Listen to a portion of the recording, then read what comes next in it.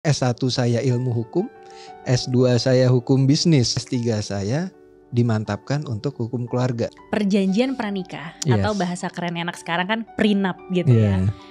Boleh gak sih di Islam? Boleh, dari hukum Islam pun juga boleh. Kalau harta gampang kelihatan nih Pak. Dalam arti wujudnya jelas, nilainya juga jelas.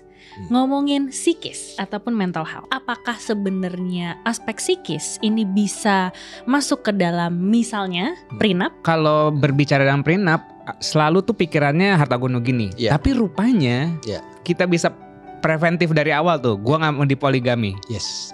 Kalau mau poligami jangan diem-diem, harus didaftarkan ke pengadilan. Gimana hukum melihat keadilan di dalam rumah tangga yang berpoligami? Tapi di situ majelis hakim akan melihat kalau tidak punya pekerjaan, modalnya cuma modal pengen doang. Apakah banyak yang terjadi akhirnya nggak tercatat sama negara, nggak ada perlindungan dong? Yes, betul sekali. Itu mengkhawatirkan. Harta suami adalah harta kita berdua dan harta saya adalah harta saya gitu kan. Sebagai perempuan merasa diuntungkan. Kita kalau dari sisi hukum Islam, An-Nisa ayat 23 itu menjelaskan bahwa harta suami, harta istri pun juga harta istri. Katanya cinta itu suci, tapi kenapa kalau soal pernikahan selalu berujung pada pertanyaan harta siapa? Istri boleh menolak poligami? Beda agama bisa nikah? Kalau cerai aku dapat apa? Kita hidup di zaman yang serba rumit. Di satu sisi hukum agama membimbing kita di sisi lain. Realita dan hukum negara kadang bikin kepala kita beradu. Banyak perempuan yang rela mendampingi dari nol tapi akhirnya ditinggal saat pasangannya naik kelas. Banyak pasangan yang saling cinta tapi beda keyakinan. Harus berpura-pura demi sah di pelaminan. Dan di balik janji suci pernikahan banyak yang diam-diam berharap kalau suatu hari gagal, bisa gak sih aku tetap punya pegangan. Hari ini kita bahas yang sering ditutupi atau mungkin tabu tentang poligami yang katanya sunnah tapi I don't know maybe melukai. Tentang harta bersama yang gak semua orang tahu aturannya. Tentang cinta lintas iman yang masih jadi ranjau sosial. Dan tentang perjanjian pranikah yang katanya bikin gak percaya padahal justru bisa jadi pelindung.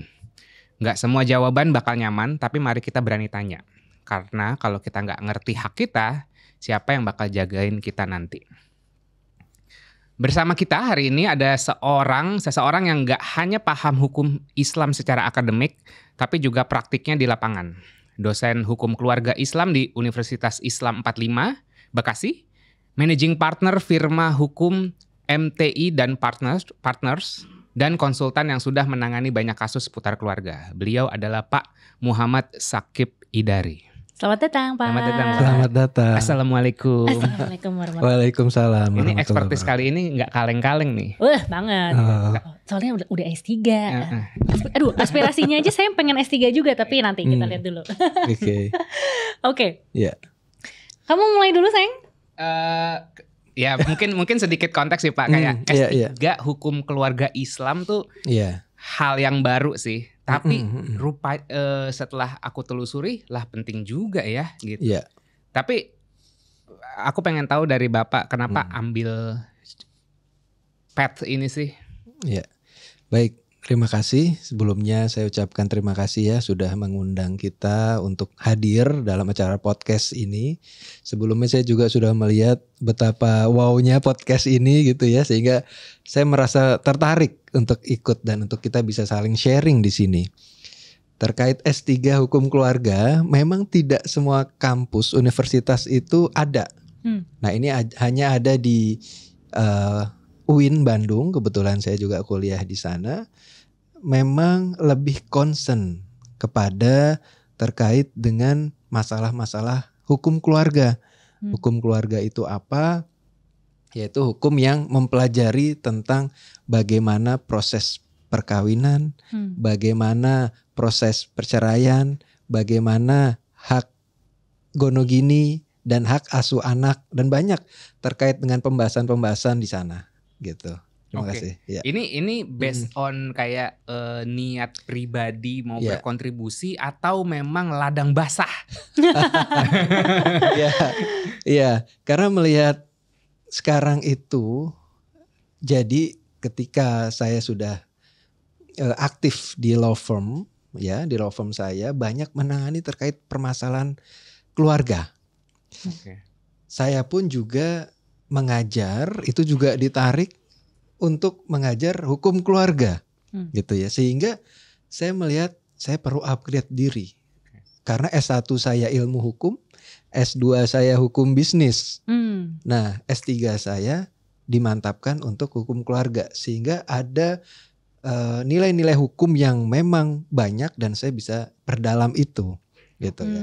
Nah, sehingga nanti pun ketika saya mengajarkan terkait dengan hukum keluarga itu relevan, gitu. Iya, Pak SR, ya. Bukan asal beropini atau ini aja, tapi dasar ilmunya benar-benar kuat ya Pak ya. Iya.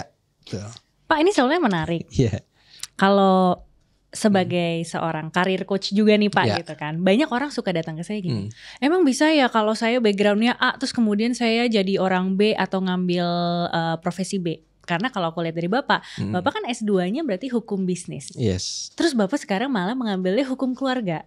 Nih beda jalur gitu kan. Kalau anak-anak pasti udah pada anxious nih gitu. Coach-coach aku udah pada anxious. Nih gimana nih Mbak, emang bisa gak sih? Nah jadi tertarik sebenarnya memahami gitu ya Pak ya. Emang ada apa sih Pak? Bapak yang tadinya mungkin terjun ke bisnis, sekarang jadinya tertarik ke keluarga gitu. Apakah ada isu tertentu yang memang terjadi di lapangan yang memerlukan ini? Iya, good question ya. Memang ketika saya belajar hukum bisnis dan praktisi hukum bisnis, saya sebelumnya berkecimpung lama di salah satu perbankan BUMN. Di sana juga corporate lawyer, sehingga berapa banyak permasalahan, problematika yang kita hadapi ternyata awalnya itu dari keluarga. Ya, jadi bisa disambungkan ketika usahanya bagus, pasti keluarganya bagus. Dengerin. Di sana ketika keluarganya berantakan, mempengaruhi sekali bisnisnya. Gitu, sehingga kita bangun keluarga dulu yang kuat, yang matang, yang sehat, baru kita mulai berbisnis dengan baik. Seperti itu. Ini Coach. Berarti artinya gini ya Pak ya, kalau saya boleh membantu membahasakan dengan bahasa lain. Iya.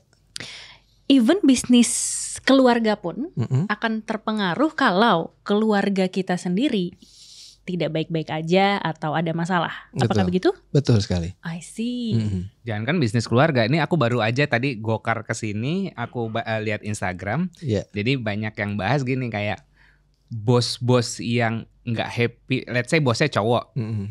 Bosku yang nggak happy sama istrinya di rumah, yang kemungkinan besar akan ngajak lembur karena malas pulang ke rumah. Jadi akhirnya real banget lagi. Iya benar-benar tuh, atau yang kayak I don't know, aku nggak bisa ngejudge nyebelin, tapi kayak difficult lah. Susah nih kerja sama atasan yang telisik punya telisik, kita telisik, oh rupanya di rumah memang lagi ada masalah gitu. Jadi kebawanya di kantor gitu. Jadi ini salah satu visi kita juga sih di Ranum, kayak ya udah kita benerin dulu relationship di rumah biar di kantor juga selaras gitu ya Pak ya. Betul karena memang gini, karena kehidupan apalagi di Jakarta ya, kota besar, para individu itu mereka berangkat pagi pulang malam, bertemu dengan rekan-rekan kantor, mereka sudah nyaman, akhirnya melupakan keluarga. Betul. Gitu ya. Berjalan itu terus menerus dari tahun ke tahun, menimbulkan konflik. Keluarga di rumah, istrinya di rumah ditinggalkan, anak-anaknya tidak mendapatkan perhatian seorang ayah. Gitu ya, kalau kita dari sisi laki-laki. Itu yang nantinya bukannya kita tambah sukses, Coach. Jadi malah 5 tahun ke depan karir kita naik, keluarga kita hancur. Oke, itu yang menyedihkan. Itu banyak sekali dan terjadi gitu. Ya. Oke, kalau karirnya bagus, keluarganya kurang, ujung-ujungnya karirnya juga terganggu, nggak sih? Yes. Ya kan. Tapi kalau keluarganya solid, karirnya tuh ketopang. Betul gitu sekali, betul sekali. Jadi gini, keluarga yang harmonis, keluarga yang tenang, dan si suami itu mengerti peran sebagai suami, dia akan mengikuti ritme kantor yang memang sudah ditetapkan, berangkat jam 8, pulang jam 5, dia akan segera pulang. Dia akan segera bertemu, saya ingin ketemu anak saya ingin ketemu dengan istri saya. Nah itulah, ada contohnya dari orang-orang yang seperti itu yang mereka eksis dan mereka sukses di sana. Gitu. Dan kerjanya jadi efisien. Karena dia tahu aku cuma punya waktu sampai jam 5 sore. Atau bolehlah lembur-lembur sejam 2 jam. Karena gue mau buru-buru pulang ke rumah. So gue harus menyelesaikan pekerjaan gue sebaik-baiknya. Nggak diulur-ulur. Betul. Itu kemandirian yang harus dipunyain oleh kepala keluarga, oleh ayah, oleh seorang individu yang bekerja. Dia harus punya jati diri itu gitu loh. Dia harus punya waktu yang memang dia tentukan sendiri. Pak, aku tertarik untuk ngedalamin sedikit. Kita udah mulai masuk ke hukum nih Pak. Kan kami awam banget nih sama dunia perhukuman atau ilmu perhukuman. Nah Pak, setahu saya nih, hukum yang saya tahu, terutama dalam konteks rumah tangga atau berkeluarga, itu biasanya dipakai terutama dalam perceraian. Ya karena lingkungan terdekat saya lebih banyak kayak kalau ke pengacara tuh pasti urusan perceraian atau ya harta gunung gini dan segala macam. Tapi apakah iya bahwa hukum berkeluarga itu hanya untuk perceraian atau sebenarnya hukum di dalam konteks keluarga khususnya Islam Pak itu sebenarnya tuh mencakup area mana aja sih Pak? Apakah memang bahkan dari sebelum menikah itu juga bisa atau cuma abis menikah doang? Iya bagus ya pertanyaannya. Hukum itu luas, jadi kita tidak bisa 1 jam untuk mempelajari itu sekarang. Betul. Saya coba gambarkan bahwa sebelum menikah pun kompilasi hukum Islam itu mengatur. Jadi ada perjanjian pranikah yang bisa atau boleh dibuat sebelum kita menikah. Kembali ke pertanyaan, apa saja sih ruang lingkup hukum keluarga ketika dalam masalah peradilan tersebut? Kita bisa terkait dengan hukum perceraian nanti, terkait dengan gonogini, terkait dengan waris, juga terkait dengan hak asuh anak, dan penetapan pengadilan lainnya. Itu banyak sekali. Kalau di pengadilan agama itu banyak. Kita bisa pilih salah satunya di sana gitu. Pak, tapi berarti apakah perjanjian pranikah atau bahasa keren anak sekarang kan prenup gitu ya? Boleh gak sih di Islam? Karena yang kita tahu, yang aku tahu sih Pak, prenup itu tuh Western. Sedangkan apakah kan belum tentu Western juga sejalan dengan hukum Islam gitu kan? Gimana perspektif Bapak dari sini? Ya, saya melihat itu boleh. Dari hukum Islam pun juga boleh. Makanya ada aturannya. Jadi memang itu diatur bagaimana sebelum nikah kita ada perjanjian yang disahkan bersama, dan ketika itu pun juga dinotarilkan. Untuk apa? Perjanjian pranikah itu dibuat untuk ketika nanti masa pernikahan baik suami atau istri melanggar ketentuan-ketentuan dari perjanjian tersebut bisa mengajukan gugatan perceraian. Boleh kasih tahu kita contohnya satu pasal atau satu poin dari perjanjian itu gak? Pak, biasanya apa sih yang diatur di dalam prenup khususnya di hukum keluarga Islam? Oke, bagus. Jadi dalam kompilasi hukum Islam itu juga menjelaskan ada beberapa poin yang ada dalam perjanjian. Yang pertama, ini yang memang menarik. Di perjanjian itu dituliskan bahwa baik suami gitu ya, itu tidak boleh menikah lagi atau poligami. Ketika nanti poligami, nah itu udah siap-siap. Harusnya buat perempuan kenapa lo jadi semangat? Oke. Terus.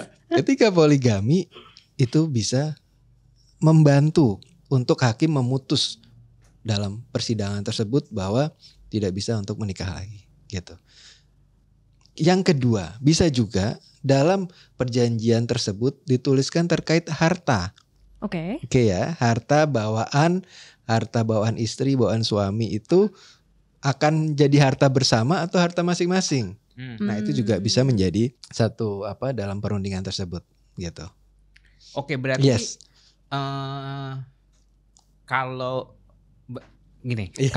Kalau berbicara dalam prenup selalu tuh pikirannya harta gono gini. Tapi rupanya kita bisa preventif dari awal tuh. Gua nggak mau dipoligami. Yes. Oh, selama masa nikah. Tapi iya kalau udah cerai mah ya suka-suka dia ya sebenarnya. Iya benar. Iya tuh guys atau girls bisa dipakai gitu. Kalau calon laki lo nggak mau tanda tangan tuh prenup, pertanyakan. Iya betul. Oke, menarik. Yeah. Nah, melanjutkan tadi terkait dengan harta, Pak. Ini menarik nih karena banyak omongan kalau uangnya suami tuh uangnya keluarga. Kalau uangku, gitu kan? Itu kayak banyak anak-anak muda atau di sosial media yang membicarakan seperti itu. Kalau terkait dengan harta, Pak, gitu. Sebenarnya kata hukum Islam tuh gimana sih? Terutama kalau udah berkeluarga ya. Apakah memang tadi harta suami adalah harta kita berdua dan harta saya adalah harta saya gitu kan? Sebagai perempuan merasa diuntungkan gitu. Betul. Tapi gimana tuh Pak? Ya ini menarik ya. Memang banyak pandangan di masyarakat seperti itu. Kita kalau dari sisi hukum Islam, An-Nisa ayat 23 itu menjelaskan bahwa harta suami, harta istri pun juga harta istri. Jadi masing-masing memiliki kewenangan terhadap kepunyaannya sendiri. Oke ya.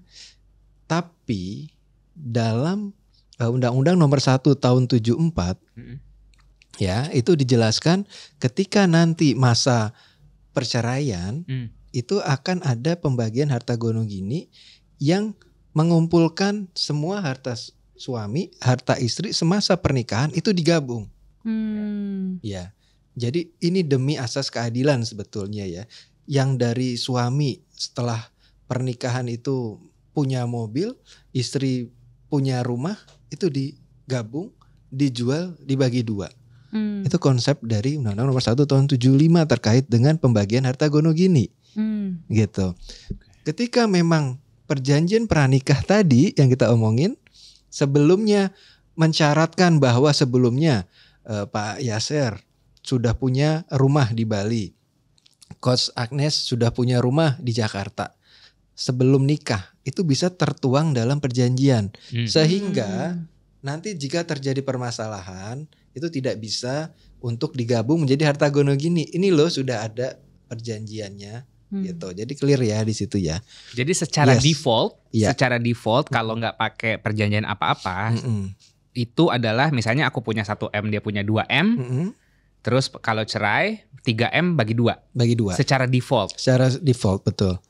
Tapi bisa untuk menjaga itu bisa dibikin prenup. Iya, prenup itu memang untuk menjelaskan ini loh yang sebelum saya menikah. Iya, gitu. Jadi nggak boleh dicolek-colek. Yang boleh dicolek berarti harta yang di saat setelah menikah berkembangnya apa baru dibagi 2. Yes, good. Oke. Menarik tuh. Kalau yang default ini, kok aku nggak ngelihat realitanya di lapangan ya Pak ya? Maksudnya di keluargaku atau ini mungkin agak bias gitu.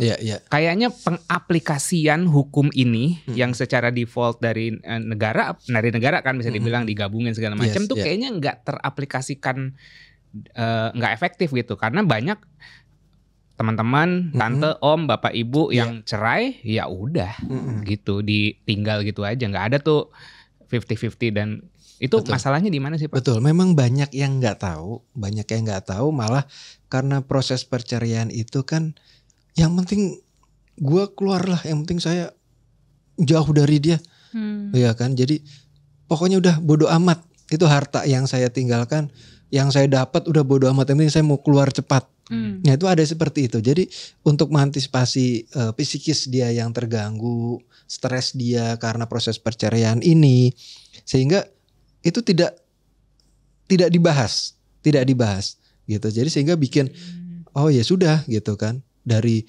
suami sebetulnya itu kalau akan dilakukan jual beli itu menjadi sengketa. Karena si istri nggak mau tanda tangan terkait misalnya penjualan rumah ya. Si suami mau jual, istri tidak mau tanda tangan karena masih terikat harta gono gini ini. Gitu. Nah, itu perlu sosialisasi yang terus gitu. Yes. Aku malah punya pertanyaan menarik. Tadi Bapak sempat mention kata psikis, gitu kan? Kalau harta gampang kelihatan nih Pak. Dalam arti wujudnya jelas, nilainya juga jelas. Ngomongin psikis ataupun mental health, nggak sedikit kan Pak, Yes. gitu, orang yang akhirnya bercerai karena masalah KDRT. Bah. Dimana KDRT ini bukan hanya masalah fisik, balik lagi. Oke, let's say aku di KDRT kan dan lebam-lebam dan segala macam, itu bisa ada buktinya. Nah kalau psikis ini kan gimana ya? Udah mulai raising, Intangible, iya intangible gitu. Udah mulai ada awareness ya ke arah sana. Tapi apakah sebenarnya aspek psikis ini bisa masuk ke dalam misalnya prenup? Karena sebagai orang psikologi, aku lagi berpikir gini, mungkin gak ya untuk aku misalnya, kalau suamiku membuat aku jadi depresi, ya tapi balik lagi, it's intangible gitu kan. Aku pengen understand dari perspektif hukum ataupun hukum Islam ya Pak ya. Maksudnya terserah mau jawabnya dari possible mana. apa enggak? Possible apa enggak gitu. Untuk sebenarnya memasukkan aspek bahwa seandainya aku di KDRT kan tapi versi psikis, mungkin gak sih untuk aku bikin prenup itu? Kalau ini menarik ya, karena memang psikis ini yang lebih dominan, cenderung hasil dari perceraian itu lebih sakit itu di situ. Betul. Ada contoh kasus klien saya tuh dari mulai sidang Gonogini kemarin itu sampai proses putusan dia tidak mau hadir dalam proses persidangan. Karena apa? Dia pakai kuasa istimewa ke kita terus. Okay. Saya tidak mau ketemu suami saya. Okay. Saya nggak mau lagi dengar dia bicara. Dia pasti akan menunjuk saya. Dia pasti akan menyalahkan saya, gitu. Nah sehingga kita membantu di sana. Selain dari proses penyelesaian perkara, kita juga membantu terkait psikisnya. Kita ajak bicara, kita ajak duduk bareng. Bagaimana proses ini bisa berjalan dan sampai selesai, karena masih perlu si pihak penggugat ini, si ibu ini yang merasa memang tersakiti psikisnya, gitu ya. Kalau dalam prenup ya mau dimasukkan terkait itu lebih belum pernah ada, tapi mungkin bisa dimasukkan ketika memang menyakiti, karena syarat perceraian itu harus tampak, ya. Jadi harus tampak, baik itu kekerasan kekerasan verbal, kekerasan terkait dengan perkataan-perkataan yang kasar, ya. Terus ada intimidasi, bentuk-bentuk yang melukai fisik. Nah, itu masuk dalam kekerasan. Tapi ketika masuk kepada psikisnya, itu perlu memang psikolog, coach ini tampil untuk menjelaskan ke hakim bahwasanya ini loh kena mentalnya. Oke. Gitu. Nah, sehingga itu menjadi poin plus untuk bahwasanya wah ini harus bisa diputus cerai, gitu. Nah, bagus, betul. Berarti sebenarnya possible ya Pak? Possible tapi ribet banget ya.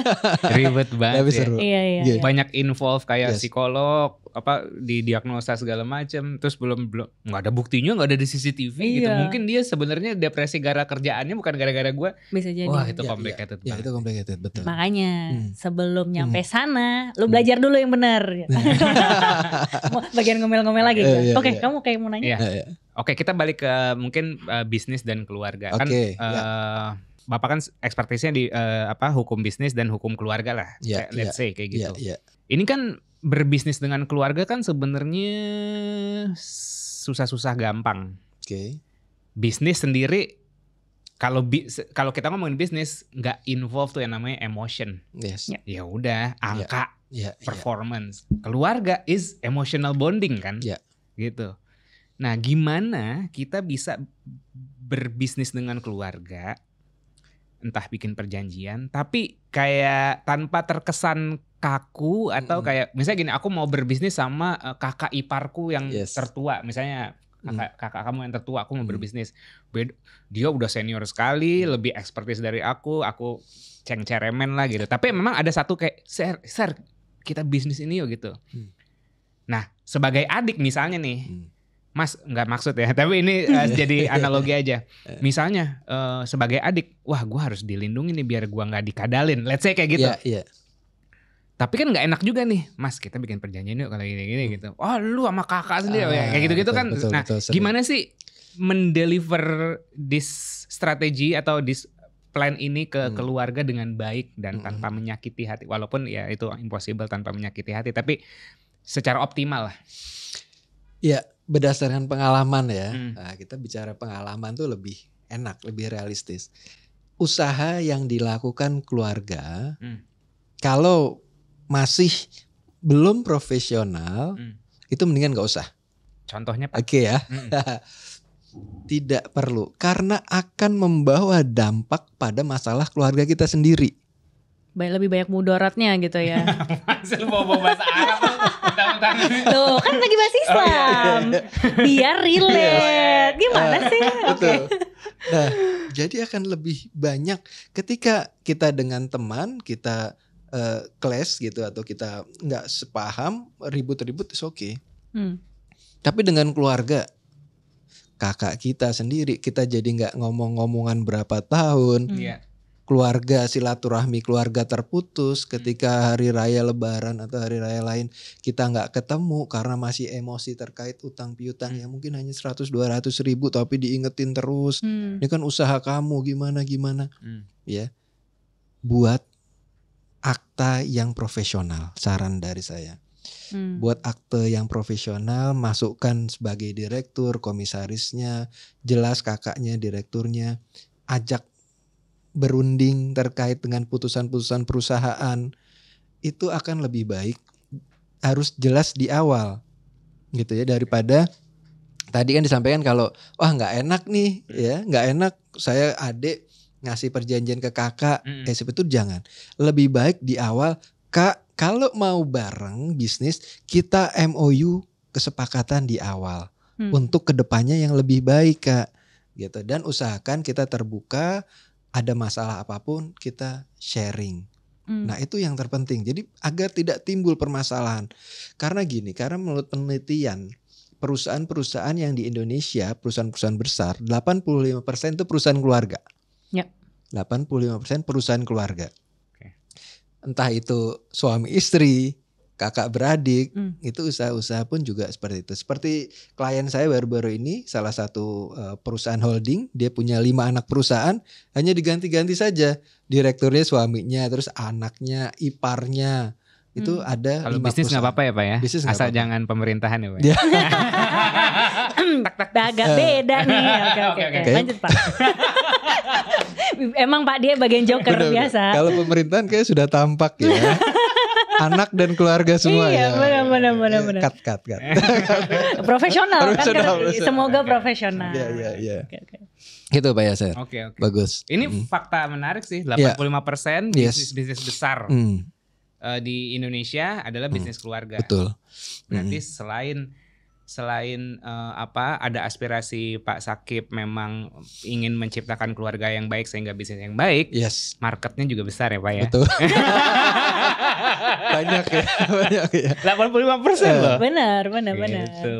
Banyak yang menjadi latar belakang masalah perusahaan itu yang nanti bisa kita bahas lagi terkait dengan pembagian waris. Klasik tuh Pak. Waris pemilik saham. Pemilik saham perusahaan, satu badan hukum, ketika direktur yang meninggal dia harus mewariskan nih kemana sahamnya. Yang itu yang belum ditahuin. Nanti kita akan bahas tuntas sana. Nah karena kalau waris cenderung yang kita lihat aja, saya punya rumah, saya punya tanah, ya udah wariskan bagi ke anak rata gitu, atau sesuai dengan porsi hukum Islam 2:1 gitu ya. Tapi kalau untuk perusahaan terkait sahamnya belum banyak yang bahas itu. Oke. Aku mungkin biar pendengar kan nggak semuanya punya bisnis yang besar. Kita ngomongin UMKM deh Pak. Gitu kan. Mau buka warung bakso. Terlalu over juga, kayak terlalu lebay lo, cuma mau bikin warung aja atau masakan Padang or warteg aja pakai gini-ginian tuh gitu. Gimana Pak? Boleh kasih pandangan Bapak nggak perihal yang bisnis-bisnis kecil ini supaya ya bisnisnya lancar, keluarganya aman? Memang dasarnya kita kalau bisnis dengan keluarga kan kepercayaan. Kita udah nggak melihat tuh slick, becaiking kan gitu kan. Ya pokoknya keluarga saya, kakak saya, ayo kita bisnis bareng. Ketika itu adakan komunikasi. Kalau memang nggak enak secara perjanjian, ya sudah. Karena perjanjian itu kan nggak harus tertulis ya. Perjanjian itu kita bisa lisan, tapi saling mengerti salah satunya gitu kan. Sehingga ketika nanti ada problem kita selesaikan bareng ya. Seperti itu mengatasi konflik sekali kalau yang bisa keterbukaan secara kita bisa menceritakan keterbukaan itu gitu Coach. Jadi sehingga nggak ada masalah kalau kita bisa cair seperti itu. Cuman ketika dalam masalah keluarga, dalam hubungan keluarga ini secara bisnis ternyata yaudah sini invest 100 juta misalnya, yaudah saya yang kelola, ya wes gitu kan. Tapi pas kemudian mandek macet, nah mereka langsung gugat kita sebagai adik apa sebagai kakak gitu kan. Nah sehingga yang seperti itu yang kita antisipasi lah dari awal. Oke. Yes. Balik lagi mungkin ke keluarga. Ini kan hukum itu kan konteks by konteks kan Pak. Betul. Ya. Ini konteksnya gini ya. Ada cowok udah cari duit banyak-banyak nih. Terus dia mau nyari istri. Iya. Gue nyari istri nggak usah yang independen deh. Takut gue karena takut terdominasi sama istri, lesnya kayak gitu, nggak sarkas aja sih, tapi ya udah misalnya gitu kan. Kamu jadi ibu rumah tangga aja gitu kan, udah dijadiin ibu rumah tangga aja, dijanjiin pokoknya aku kasih bulanan hidup enak gitu. Otomatis kemandirian seorang istri jadi hilang. Bukan kemandirian mungkin secara kemanusiaan, enggak, tapi kemandirian secara finansial udah hilang tuh. Secara default kalau nggak pakai prenup, mungkin saat cerai, kalau ya kan amit-amit nggak ada yang mau cerai. Tapi kalau cerai, ya dia kan bisa dapat bagian secara default. Tapi rupanya nih businessman pinter banget nih. Gue prenup aja, gitu kan. Dia nggak dapat, pokoknya lu jadi istri, jadi kayak semi ART nih, gitu kan. Bukan IRT, jadinya ART gitu. Nah kan kasihan tuh Pak. Yes. Ada gak yang datang ke Bapak kayak gitu? Terus sarannya apa sih biar maksudnya ya aku mencoba perspektifku kok kayak melindungi wanita aja sih dalam keluarga gitu sih. Gimana wanita bisa terlindungi gitu. Yes. Betul. Jadi memang kalau itu kan haknya ya, hak kedua belah pihak untuk mendapatkan kehidupan yang layak gitu ya. Itu kita melihat bagaimana si suami itu memang cinta atau tidak gitu terhadap istrinya. Kalau awal-awal saja sudah membuat perjanjian seperti itu, ini hanya untuk kerja saja tadi kan sampaikan, terus nanti harta tidak bisa diberikan, ada batas-batas yang memang ketat di sana, ya untuk apa menikah dengan dia gitu. Dan nanti istri pun juga harus dikasih edukasi seperti itu. Ngapain kamu menikah dengan orang seperti itu? Prinsip menikah bukan gitu, bukan untung rugi. Nah ya kan, bukan untung rugi, kita bareng-bareng menjalani ini semua gitu. Nah itu yang perlu dijelaskan tuh. Kayak kawin kontrak ya? Yes. Yang aku sebutin jadi kayak oh iya benar. Iya. Ini itu ya. Pak, tapi menarik ada nggak sih definisi tersendiri prinsip menikah dalam hukum Islam tadi Pak?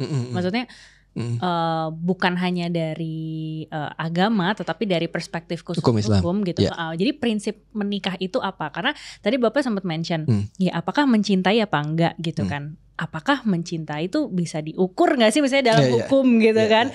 Karena kalau misalnya kita ngomongin dari sisi psikologi gitu, mungkin akhirnya bisa kelihatan action-actionnya. Itu tapi kan dari sisi psikologi. Tapi kalau di hukum tuh gimana Pak? Betul. Kita sedikit review. Tujuan hakikat manusia itu apalagi menikah kan adalah ibadah. Wa ma khalaqtul jinna wal insa illa liya'budun. Sungguh kayak menciptakan manusia itu untuk beribadah. Itu bentuk menikah itu adalah ibadah. Makanya konsep awal kamu mau nikah ini mau ibadah atau mau untung rugi dengan saya, ya kan? Atau mau apa? Dari pihak istri, saya akan berusaha untuk menjadi istri yang baik dan menjadi ibu dari anak-anakmu kelak. Nah, perjanjian itu kan termaktub juga dalam undang-undang, dalam kompilasi hukum Islam, bahwa pernikahan itu harus menghasilkan misakon golizon, perjanjian sampai mati. Nah, itu yang penting. Perjanjian hidup antara dua orang pasangan laki-laki dan perempuan terikat dengan perjanjian nikah itu sampai mati. Itu. Nah, itu yang menjadi dasar yang harus kita ceritakan sebagai konsultan nanti pernikahan. Awalnya tujuannya itu. Jadi bukan untuk apa-apa. Kan sangat mulia sekali gitu. Itu sangat mulia kalau prinsip dasar Islam dan terkait dengan tadi hukum negara pun juga mengatur itu gitu. Artinya memang dari awal Diusahakan kalau bisa ya jangan sampai bercerai gitu kan. Betul. Aku jadi ingat obrolan kita sebelum podcast ini, Bapak sempat mention juga gitu kan. Bapak sebagai seorang konsultan pun kalau ngedapetin klien akan memilih dan memilah juga, dalam arti kasusnya nih masih bisa di, I don't know, bahasanya mediasi gitu kan, atau emang udah harus kayak oh ini nggak bisa dan memang sudah harus langsung bercerai. Nah, Pak, saya pengen tahu dong berarti dalam prakteknya Bapak sebagai seorang lawyer, khususnya lawyer untuk dalam case perceraian, supaya jadi insight juga teman-teman yang masih single ataupun yang menikah gitu ya, dalam mengantisipasi ya kalau bisa amit-amit jangan sampai bercerai. Kalau menurut data perceraian Pak, top 2-nya alasan kenapa orang bercerai di Indonesia itu adalah satu karena faktor ekonomi, kedua adalah karena pertengkaran atau perselisihan, gitu kan. Baru tuh yang lain-lain ada selingkuh, pinjol, judol dan lain-lain. Kalau selingkuh, pinjol, judol, oke lah, make sense. Maksudnya ada sebuah perkara yang jelas dan nyata. Tapi kalau pertengkaran dan perselisihan itu buat kami berdua tuh menjadi big question. Apakah cara berantemnya atau cara perselisihannya yang nggak cocok? Mungkin KDRT atau misalnya kayak tadi impulsif gitu, atau sebenarnya ada perkara yang sebenarnya lebih dalam dan lebih besar tapi orang nggak bisa mengutarakannya itu. Dan itu yang membuat kita makanya ya ajak Bapak podcast gitu kan, ajak teman-teman yang lain podcast karena kita mau coba memahami dinamika rumah tangga sampai dengan orang bercerai itu kan berbeda-beda. Nah, balik lagi ke pertanyaannya Pak, dalam prakteknya Bapak sebagai seorang lawyer dan dari kasus perceraian yang memang Bapak handle, itu biasanya gara-gara apa sih? Apakah memang betul datanya tersebut? Ada tren-tren tertentu nggak yang Bapak lihat? Dan yang kedua, mungkin kapan sih Bapak mencoba untuk memediasi baik-baik versus ini harus langsung diselesaikan gitu? Gimana Pak? Iya, ini bagus banget pertanyaannya. Jadi kalau kami itu memang menyaring klien ya, tidak semua klien kita ambil. Apalagi terkait dengan perceraian ini, saya menyaring bagaimana prosesnya. Ketika dia datang ke kantor kami, Pak, saya mau cerai. Saya mau cerai, Pak. Kita tanyakan dulu, loh, kenapa? Apa alasannya untuk cerai? Saya udah nggak sepaham, kita sering ribut. Gitu. Hanya sering ribut. Ributnya seperti apa ya? Berbeda pendapat, terus ngambek-ngambekan, habis itu tapi jalan lagi, Pak. Itu silahkan cari lawyer lain. Enak ya milih klien ya Pak ya. Iya, silahkan cari. Banyak di sana yang mau terima Anda. Karena saya menjalankan profesi saya itu juga saya pakai nurani, ya coach ya Pak Eser. Jadi bisa lihat bahwa ketika masih bisa dipertahankan, saya usahakan untuk mediasi dulu. Kita undang pihak suami, kita undang pihak istri. Bagaimana? Apa masalahnya? Kita berikan solusi. Oh ini masih bisa kok, masih bisa dipertahankan, masih bisa dijalankan pernikahan ini karena tidak ada unsur-unsur yang memang penting untuk bisa cerai gitu loh. Gitu. Jadi selama kita bisa kita bisa selesaikan itu tidak usah bercerai setelah persidangan gitu. Nah alasan apa aja yang akhirnya Bapak terima, oke nih harus bercerai, saya dukung, saya support gitu. Nah betul. Nah tapi ketika dia datang mukanya sudah bengep nih, ya coach ya, terus anaknya sudah 3 hari nggak makan, ya, terus ternyata dapat video foto suaminya lagi selingkuh di hotel, ketahuan, kegerebek, gitu ya. Silakan kita tanda tangan, kita proses dan saya pastikan menang gitu. Jadi saya berikan itu. Jadi itu yang mental dia sudah capek datang dengan menghadapi kondisi yang sudah memprihatinkan, anaknya nggak makan, suaminya hilang, dianya pusing, stres dengan kondisi ini, gitu ya. Itu kita support, kita bantu, kita mediasi, kita temani untuk mendapatkan penyuluhan hukum yang baik dan kita berikan sesi coaching. Psikolog handal gitu ya, nanti mungkin Coach Agnes bisa masuk juga. Mari Pak, abis ini kita ngobrol ya. Boleh. Jadi seperti itu. Jadi tidak hanya proses perkara yang kita selesaikan, tapi psikisnya kita bantu untuk diurai. gitu. Satu pertanyaan Pak yang paling menarik karena gini, ini balik lagi ngomongin soal data kan banyak orang yang bercerai karena faktor ekonomi, gitu kan. Jadi biasanya faktor ekonomi yang ini kan balik lagi faktor ekonomi itu adalah general banget. Padahal sebenarnya case by case-nya tuh di lapangan pasti macam-macam. Mungkin boleh cerita nggak sih Pak salah satu case yang paling unik, paling unik terkait dengan ekonomi.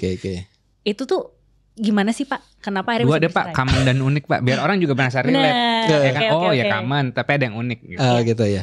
Jadi saya ralat sedikit terkait dengan tingkat proses perceraian. Itu bukan dari ekonomi, yang tertinggi dari pertikaian atau cekcok yang terus menerus. Itu nomor satu. Itu nomor satu. Tuh udah jadi nomor satu sayang. Oke. Cekcok aja. Oke. Nanti kita bikin ya Pak ya kelas-kelas cara konflik resolution. Itu perlu. Konflik resolution. Konflik itu yang harus diselesaikan. Gitu. Itu yang ternyata yang paling banyak gitu. Karena syarat untuk bercerai pun harus keluar rumah 6 bulan gitu kan. Tapi tidak harus 6 bulan, ketika memang dapat perlakuan kekerasan itu bisa nggak harus 6 bulan gitu ya. Lalu yang terkait dengan tadi pertanyaan coach yang bagaimana tadi apa coach? Case faktor ekonomi. Case faktor ekonomi itu saya ada beberapa contoh ini terkait dengan ekonomi, karena memang faktor ekonomi itu penunjang. Jadi penunjang orang itu cepat cerai. Jadi sehingga gini, dari awal harus ada komitmen. Terus ada komitmen ya, yang memang saya tegaskan di sini. Ketika kita menikah, kita tahu suami gajinya berapa, istri bekerja atau enggak gajinya berapa, gitu. Kita harus bisa paham. Oh, sebagai istri saya terima suami saya dengan penghasilan kecil, lebih kecil dari saya, misalnya si istri bekerja ya, lebih kecil dari saya, tapi kok dia punya semangat, dia mau bekerja keras, walaupun gaji kecil, saya mau deh terima apa adanya. Terus dari pihak orang tua biasa ngompor-ngomporin, nanti itu gimana? Kamu mau dikasih makan apa? Enggak Pak, Bu, saya bismillah, saya yakin dengan pilihan saya dia akan membawa kita ke langkah kebahagiaan di masa depan. Gitu kan, jadi saling meyakinkan. Ketika proses pernikahan terjadi, ternyata memang suami kok penghasilan yang lebih rendah. Nah, istri bisa menerima dari awal. Oh, enggak apa-apa, yuk saya support, saya ikut bekerja. Kita kerja bareng ya, kita kerja bareng nggak apa-apa, kita kumpulkan bareng-bareng, pendapatan kita kan jadi besar gitu. Jadi tidak saling egois, stigma pandangan suami gajinya harus tinggi dari istri. Nah itu yang kita mulai ubah lah. Karena kita dinamika kehidupan itu memang sangat luar biasa ya. Kadang istri gaji kecil, kadang istri nggak punya gaji tapi suami gajinya besar. Suami juga bisa menghargai istri dengan tidak bekerja. Sama-sama kita relate di situ gitu.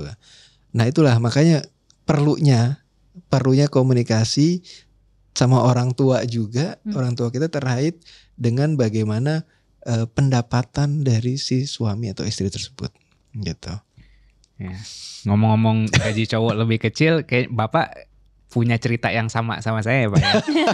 Boleh share sedikit gak? Jadi sebagai konteks kemarin kita bikin konten dan memang realitanya aku bercerita lah bahwa waktu aku pacaran sama Anes, gajiku saat itu di bawahnya Anes. Walaupun sudah berkembang, kata orang kayak gaji segitu mah nggak miskin, tapi gue dari minus coy. Tapi ya udahlah terserah loh gitu ya. Tapi POV-nya poinnya bukan itu. Di saat walaupun aku gajiku lebih kecil, tapi kita udah berkomitmen, aku juga ceritain backgroundku dari minus nyampe titik sini gitu. Dan dia appreciate itu bahwa oke, lu punya self control dan ya perkembangan lu dari let's say gini, dia di angka 3. Aku di angka 2 gitu kan. Tapi mungkin dia mulai dari angka 1. Karena alhamdulillah keluarganya privilege lah. Aku dari minus 3. Nah, dia ngelihat aku progresnya lebih banyak lah, apa gitu.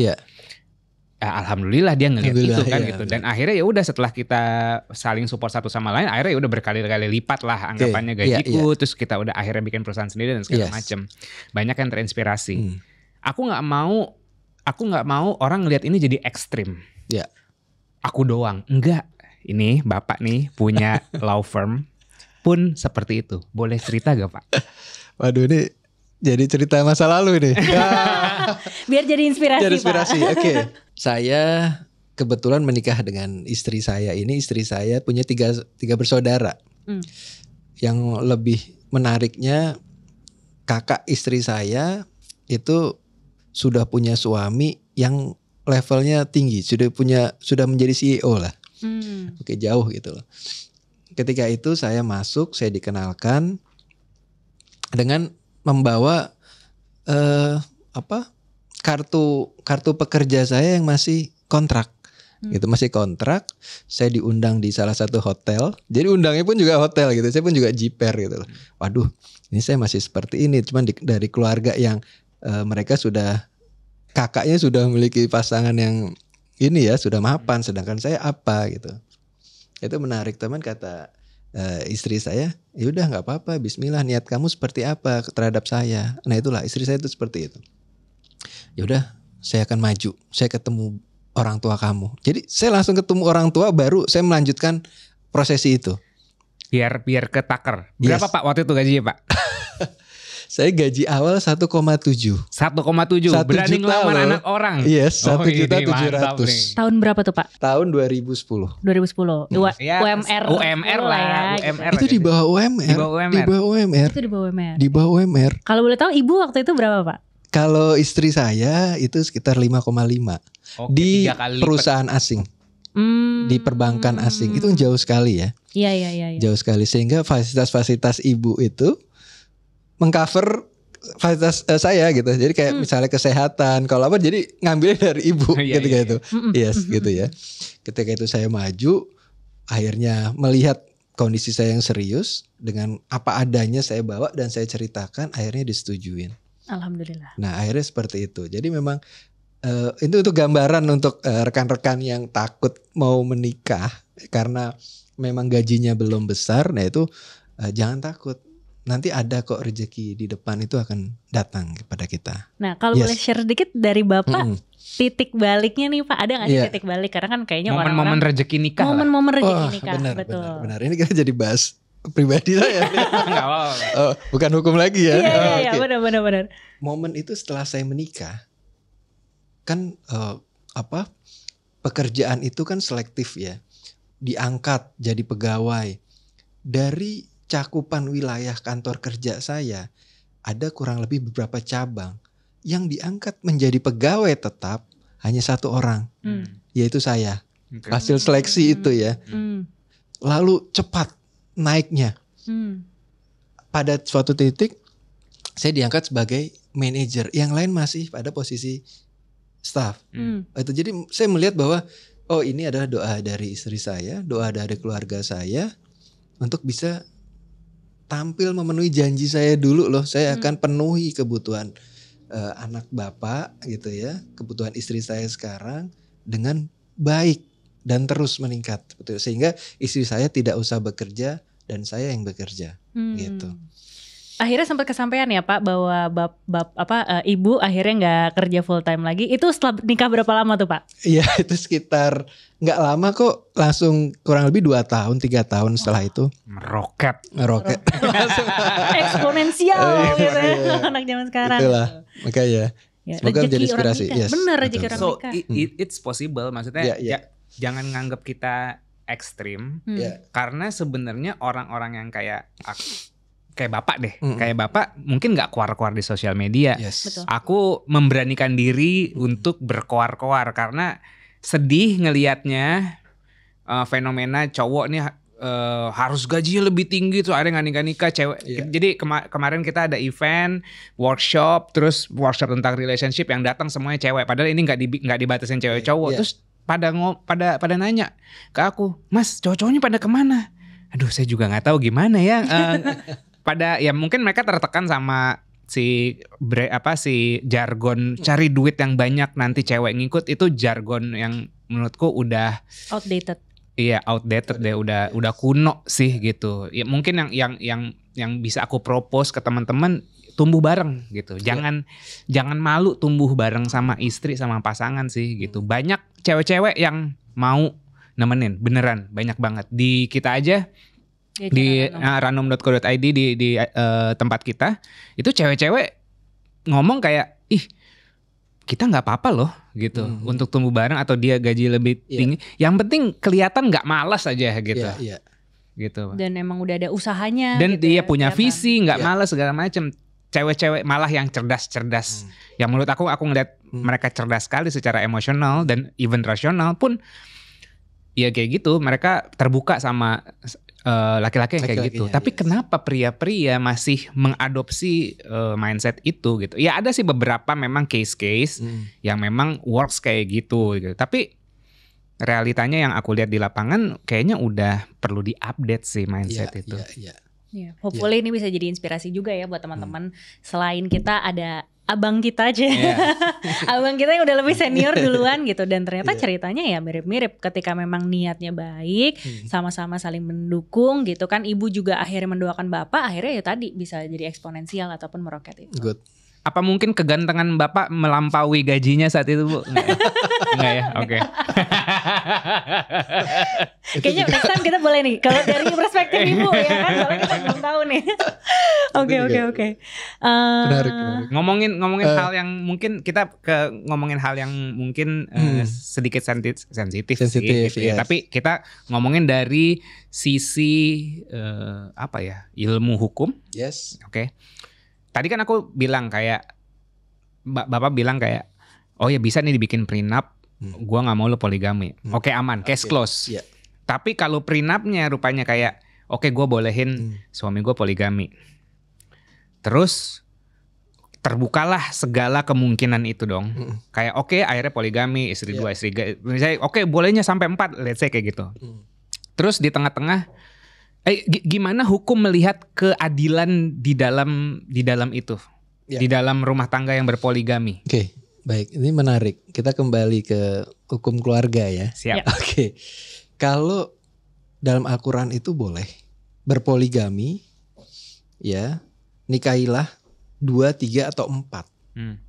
Tapi kalau nggak bisa adil, itu 1 saja, gitu. Di hukum nasional kita itu dijelas di pengadilan agama pun menolak, tidak mudah untuk berpoligami. Jadi sidang poligami itu ada. Kalau mau poligami jangan diem-diem, harus didaftarkan ke pengadilan. Kita mau melakukan poligami. Ketika disahkan baru itu sah gitu. Tapi di situ majelis hakim akan melihat betul nggak kamu bisa adil. Dia akan melihat betul nggak kamu bisa mencukupi kebutuhan. Kalau tidak punya pekerjaan, modalnya cuma modal pengen doang, pengen punya istri banyak gitu kan, tapi dia nggak ada pekerjaan, nggak ada pengharapan, rumah juga masih numpang, itu hakim tidak akan. Karena asas dari pengadilan agama, asas monogami, tidak untuk berpoligami. Tapi yang memang sudah mapan, sudah tahu dia bisa berbuat adil, nah itu diperbolehkan. Tapi dalam arti itu sangat sulit ya. Kita berbicara adil kepada 2 orang, 3 orang, 4 orang itu sulit sekali. Nah itu menjadi konsen tadi terkait dengan poligami itu boleh ya, boleh. Tapi harus bisa bahwa adil itu yang menjadi prioritas. Kalau emang nggak adil ya nggak usah. Oke, itu kan yang tercatat di negara. Iya. Tapi negara juga kayak ngefilter kan. Yes. Ini gua ACC apa enggak gitu kan. Tapi correct me if I'm wrong. Yes. Apakah banyak yang terjadi akhirnya nggak tercatat sama negara? Itu satu pertanyaannya. Terus kalau misalnya bukan korban sih. Misalnya ada something happen di sebuah pernikahan yang ada poligami tapi nggak dicatat sama negara. Berarti nggak ada perlindungan dong? Yes, betul sekali. Itu mengkhawatirkan. klien saya baru-baru ini saya masih sidang ini terkait dengan ternyata si suami itu poligami tanpa memberitahukan istri. Mereka pacaran dulu, terus sudah lama, sudah nyaman, baru istri diberitahu saya mau menikahi ini, istri kedua ini gitu kan.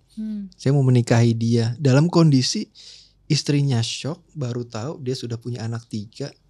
Kamu tahu dari mana? Ya nggak apa-apa kan, saya boleh berpoligami. Kan Islam boleh mengajarkan. Tunggu dulu gitu kan. Saya berikan penjelasan. Islam membuat poligami itu begitu agung loh gitu loh. Tidak semudah itu. Kamu pekerjaannya apa? Bisa nggak poligami? Bisa nggak adil? Sekarang kamu nggak adil dengan di belakang. Nanti efeknya itu akan mengerikan. Nah, dalam arti mengerikan ini, anak yang dihasilkan dari poligami yang tidak terdaftar, yang diam-diam, itu tidak diakui dan tidak bisa membuat akta nikah. Akta lahir, dia tidak bisa membuat akta lahir ini karena si suami istri yang nikah itu dia tidak terdaftar secara syah di para agama. Anaknya kasihan, lalu nanti ketika waris juga si istri yang dipoligami dan anaknya itu tidak dapat waris. Ya, jadi memang seperti itu kondisinya. Jadi bagaimana, kembali lagi peran kita itu untuk memberitahukan bahwa ini loh ada. Ini loh aturan yang jelas. Kamu jangan seenaknya mau poligami aja deh. Jadi bapak-bapak kan, wah kalau nggak poligami nggak keren gitu kan. Nah, ini Pak Yasser kayak satu yang pusing Pak. Masya Allah. Nah, itu dia. Capek ya sayangnya, nggak apa-apa. Itu dia. Gak apa-apa ya. Gitu. Nah itulah. Itu realitanya. Jadilah istri yang bikin capek, biar laki lo nggak kepikiran, udah habis tenaganya. Benar. Itulah makanya. Oke, Pak, mungkin masuk ke segmen terakhir gitu ya, dimana kalau kita udah ngomongin poligami, prenup gitu. Sekarang yang menarik adalah pernikahan beda agama. Wow. Gitu ya. Karena kalau misalnya di Indonesia, setahu aku areanya masih agak abu-abu nih. Katanya boleh di catatan sipil, tapi nggak boleh di pengadilan agama. Correct me if I'm wrong. So, gimana sih Pak kalau dari orang beda agama itu bisa nggak sih menikah di Indonesia, dan kalau dari hukum Islamnya sendiri itu gimana Pak? Jelas, tegas, kalau hukum Islam tidak boleh menikah yang beda agama. Karena apa? Karena kalau saya sudah tidak melihat tekstual ya, karena memang banyak yang terjadi, yang kita alami itu lebih dari sekedar tekstual itu. Jadi kita melihat nikah agama itu nggak boleh. Nggak bolehnya apa? Kenapa? Nah ini terjadi ketika kita menikah dengan istri yang beda agama gitu. Itu akan ada benturan. Ini terjadi real gitu loh. Suaminya mau ke masjid, istrinya mau ke gereja. Ketika sudah punya anak, anaknya mau dibawa kemana arahnya? Itu kan dari awal arah yang jelas itu yang memang harus terbuka. Makanya dalam Islam tegas, jangan menikah yang beda agama. Gitu kan. Itu karena apa? Karena kedepannya nanti akan repot. Kita mau nikah mau tenang, mau damai, bukan mau repot nanti ngurusin itu. Terus ada yang curi-curi. Saya sangat mencintai pasangan saya nih, saya beda agama. Mereka pergi ke luar negeri, menikah di sana, harus dicatatkan di pencatatan sipil di Indonesia, itu boleh. Tapi tidak bisa disahkan. Tidak bisa disahkan oleh pengadilan agama gitu. Jadi tidak bisa mendapatkan akte nikah gitu. Hanya sebagai tercatat saja. Terus dengan kondisi seperti itu mau ngapain gitu kan. Nah makanya itu kita harus melihat nanti ke depannya seperti apa, kalau tetap diteruskan pernikahan agama ini, atau mau kita rundingan dulu, kita baik-baik, kita ketemu, gimana kita kalau berbeda gini, kita gak bisa melanjutkan pernikahan kita loh, keluarga kita nanti mau dibawa kemana. Selesaikan pada pranikah tersebut, itu kuncinya. Kalau mau pindah agama dengan saya sama, kita maju, kalau enggak silahkan kamu cari yang sesuai dengan agama kamu. Begitu pula sebaliknya, wanita juga begitu. Kamu mau pindah ke agama saya enggak, kalau kamu enggak silahkan cari wanita lain. Kita clearkan di awal. Itu akan lebih baik dan lebih jelas untuk kedepannya gitu. Secara praktikal akan sangat merepotkan. Sangat merepotkan sekali. Ini kan kalau cinta-cintaan mungkin masuknya ke ranah emosional kan, kayak wah kita lagi cinta banget gitu kan. Tapi rumah tangga harus pakai logik juga kan gitu, dan mikirin practicality-nya ke depan gitu kan. Kalau misalnya mau diterusin, maybe yang ada yang works, tapi kalau yang Bapak temuin repot di belakang. Betul, itu repot sekali. Boleh tahu nggak salah satu case-nya apa Pak yang repot efeknya? Efeknya ketika ada klien kita itu jadi yang mau menikah tapi dia beda agama, akhirnya si anak itu dengan kondisi yang seperti tadi ya udah kita buru-buru. Nah anaknya ada yang agama 1, anaknya ada yang agama 2, itu akan konflik di situ. Ketika dibesarkan mau cara apa bingung gitu, mau Islam apa mau Kristen atau mau Hindu atau mau Buddha sama gitu kan. Gitu. Kalau saya mengharapkan kita rukun dalam beragama ya. Kita punya Indonesia ini yang memiliki 5 agama atau 6 sekarang, 6 agama yang diakuin. Itu harus saling mengerti lah gitu. Karena jangan menimbulkan konflik dari agama. Kalau bisa kita hidup selaras dengan agama masing-masing gitu. Jadi kayak kalau yang sekarang kan lagu Mangu ya. Mangu. Jangan salahkah pahamku ini tertuju. Itu lagu gue. Apa? Ntar gue kasih dengar. Okay. Itu ada di lagu Mangu sekarang, itu yang lagi hits, lagi booming. Kalau dulu Tuhan memang satu. Entah sama. Gitu. Jadi itu. Kalau masalah kayak dia ngakal-ngakalin pura-pura pindah dulu ya itu udah urusan masing-masing tuh ya. Betul, itu akan repot sendiri. Mereka harus keluar negeri, mereka harus mencatatkan di kantor sipil Indonesia, tapi tidak bisa menyelesaikan. Dia belum punya surat nikah resmi. Mau bawa kemana gitu. Ya. Pak, mungkin pertanyaan terakhir dari aku sebelum share kalau nanti ada tambahan. Kita udah ngobrolin banyak banget gitu ya Pak ya, baik dari sisi hukum, kenegaraan maupun hukum Islam. Bapak juga udah sharing pengalaman Bapak. Jadi saya pengen tanya kalau dari perspektif Bapak sebagai seorang akademisi yang juga profesional, gimana sih Pak bentuknya pernikahan yang sakinah, mawadah, warohmah? Wah ini intinya ini bagus deh. Saya senang kalau sudah melihat sakinah mawadah warohmah. Karena sakinah itu didapat ketika pasangan itu saling membuat tenang. Ya, sakinah itu ketenangan. Bagaimana pernikahan itu tenang, saling memahami, saling mengetahui kondisi pasangan masing-masing, sehingga ketika ada konflik, tenang. Kamu istri gak usah nyerocos terus, suami gak usah panik terus, tenang. Itu adalah inti dari sakinah. Ketika belum tenang jadi belum sakinah, gitu ya. Sakinah sudah tercapai, lalu mawaddah. Mawaddah itu kasih sayang, saling cinta. Pernikahan kalau gak ada mawaddah, hambar. Ya, bagaimana itu bisa terpupuk terus dari awal pernikahan sampai nanti meninggal gitu ya. Sakinah itu terus dipupuk, rasa cinta itu bagaimana mungkin dengan ditambah variasi-variasi dalam dalam pernikahan tersebut seperti itu. Nah, sehingga ketika timbul rasa cinta, ketenangan, baru warohmah. Warohmah itu penuh rahmat. Itu tadi rezeki. Yes. Rezeki, kesehatan, anak kita pintar, kitanya terus tumbuh, usaha kita berhasil, itu dari warohmah yang kita percaya aja gitu. Ini urutan atau kayak sakinah dulu baru mawaddah, setelah sakinah mawaddah baru warohmah, atau kayak kombinasi dinamis? Ya. Kalau saya kombinasi dinamis antara mawaddah dan sakinah gitu. Itu warohmah tuh buahnya. Nanti, yes, buahnya. Good. Jadi ketika kita mau cinta dulu mau tenang dulu kalau tenang dulu baru timbul cinta nggak masalah, yang penting kita saling mengerti, memahami, akhirnya cinta. Terus kalau cinta dulu yang memang udah lama pacaran misalnya ya, udah cinta dulu terus kita menimbulkan ketenangan, itu juga oke. Nah itu cuma tinggal konsep di situ aja. Kalau yang mawadah kan yang mungkin dijodohkan atau proses-proses ta'aruf itu kan dia akan mawadah dulu, nih bagaimana dia cinta dulu baru tenang. Oke. Baru dari setelah 2-nya ini centang, baru timbullah warohmah. Warohmah. Okay. Berarti kata bibit dikasih air, pupuk dan segala macam baru tumbuh. Jadi rezeki-rezekinya gitu ya. Dalam banget ya.